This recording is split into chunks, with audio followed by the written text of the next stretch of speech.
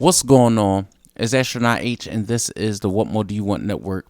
Now, in this video, I will be discussing today's game between the Chicago Bulls and Golden State Warriors. And of course, you know that this is my Bulls report. Now, the Bulls are coming off of a loss in their last outing and facing off against a team like the Warriors. You basically knew what you were getting yourself into going into this matchup. Of course, the likes of Klay Thompson, Steph Curry, Draymond Green, Andrew Wiggins, Jordan Poole, and the list goes on and on.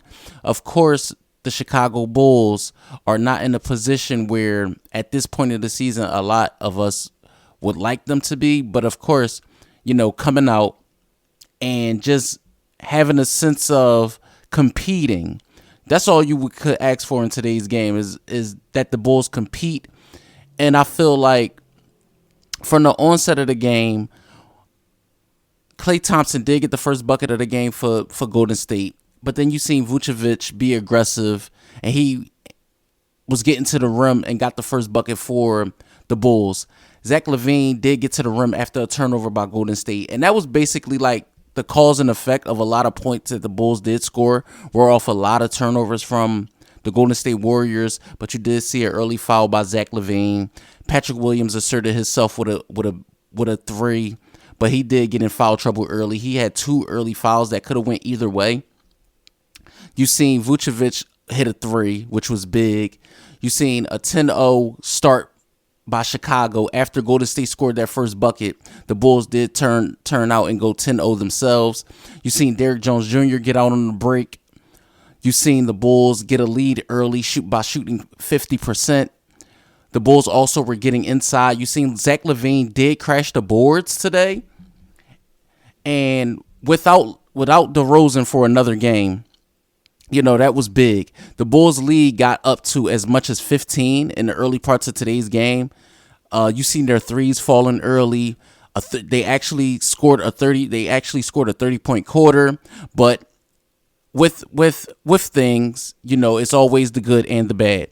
You seen the Warriors start to come on in the second quarter, and of course, that was none other than their 3-point shooting, great passing, and I believe it was some stat that was out there. I believe they scored like 29 or 30 field goals on somewhere around the same number of assists. It was insane at one point. You actually saw, you know, again, Zach LaVine, Vucevic. Vucevic had 14 early points, but the Warriors were running. You did see Zach get to the rim. The Warriors got the lead all the way down to 2 at one point. Bulls do go down in the quarter due to, you know, a scoring drought, which I honestly just attested that to not being in the flow. The team was not in the flow offensively at points in the second quarter, and that allowed the Warriors to get back in. So the Warriors were down at halftime, 62-59. It was a 40-point second quarter by Golden State. And you did see Andrew Wiggins at the start of the third come out, get the first bucket. You see more threes from Klay Thompson. But Vucevic did hit Nikola Vucevic had one of his best games of the season today. He did hit a three. You seen Ayo get into the rim. Then Vuce just started cooking. I mean, whatever matchup that was, you know, on the scouting report, whether it was Billy Donovan or who, he took advantage. Whatever they said to Vucevic, he took advantage of the matchup today. You seen the Bulls defense start turning on offense. Kobe White with threes. At one point, Golden State had 17 turnovers, and the Bulls went into the fourth leading by 92-86. But again, Jones Jr. got fouled shooting a three. To start the fourth, you see more bench points.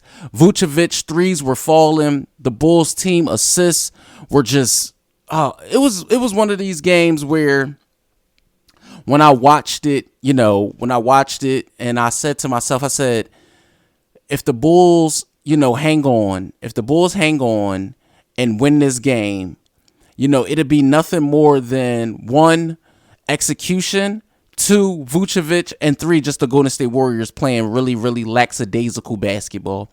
It was a lot of turnovers from Golden State. It was a lot of bad passes. It was just a lot of unforced errors for those guys. And I feel like that ultimately led to the Bulls winning tonight's matchup, which they did. The final score was 132 to 118. The Bulls did put up 73 points in the second half to the Warriors 56. So that's a good sign. The Bulls are now 20-24 for the year. 4 games back of being 500. And I feel like today was one of those things where when they come together, good things can happen. You've seen, as far as stats go, the Bulls did shoot 50%. They shot 38% from 3. A good 87.7% from the free throw line. But you look at total rebounds. The Bulls did have 38. They had 29 assists to the Warriors 35. Not a lot of turnovers for Chicago. It was only 10 turnovers for Chicago, 23 for Golden State. And like I said, that led to a lot of Bulls points. As far as points go, Vucevic did have the high with a 43-13 outing, double-double. Patrick Williams poured in 10 with 2 rebounds, 2 assists. You seen Alex Caruso, who was poised to shoot today. He did have 9 rebounds and 12 points. Ayo Dosunmu had 6 assists, 12 points. Zach LaVine, who poured in 27, 6 assists, 9 rebounds on 40 minutes. You seen Kobe White with 15 minutes. Dragic with 7. Kobe White with 15 points on 26 minutes. Derrick Jones Jr. with 22 minutes and 7 points. No Javonte Green, of course. No DeMar DeRozan, of course.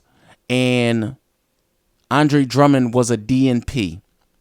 So when you look at, again, like I said, when you look at today's game and you look at how the Bulls played against one of the better teams of the NBA, I can honestly say that this was one of their better performances of the season, because the Bulls haven't beaten the Warriors in some time. So to see them put this together after, of course, losing earlier in the week to teams like, you lose to Boston, you lose to OKC, you lose to Washington. So to come out on your home floor, get a W versus the Golden State Warriors I'm not going to say what more could you ask for, but when you look at the grand scheme of things, the Bulls, I feel like, are right there on the cusp of where they want to be going forward. They're fighting, they're competing. Of course, it's still rumors and rumblings. I've read something today as far as Zach LaVine's trade clause being lifted. I feel like it's going to be very interesting to see what the Bulls do going forward. Are they going to pack it all in and build for the future, or are they keen on just, waiting this thing out and seeing if things turn around?